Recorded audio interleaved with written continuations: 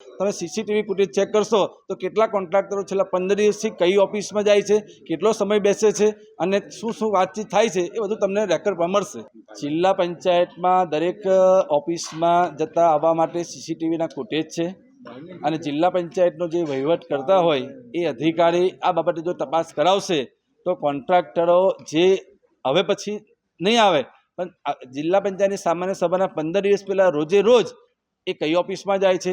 કોને મળે છે અને એ કઈ વ્યક્તિ છે કે રોજે રોજ પોતાની કાર લઈ અને જિલ્લા પંચાયતમાં આવીને એક ઓફિસમાં બેસે છે, એ તમે તપાસનો એક વિષય છે કે ભાઈ આ જિલ્લા પંચાયતમાં ગ્રાન્ટ વેચાય છે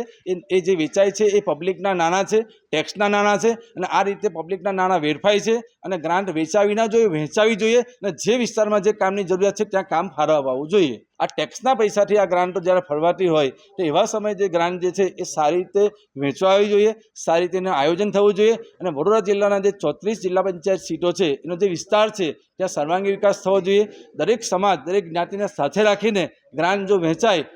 તો સારી રીતે આપણો જિલ્લાનો વિકાસ સર્વાંગી થઈ શકે।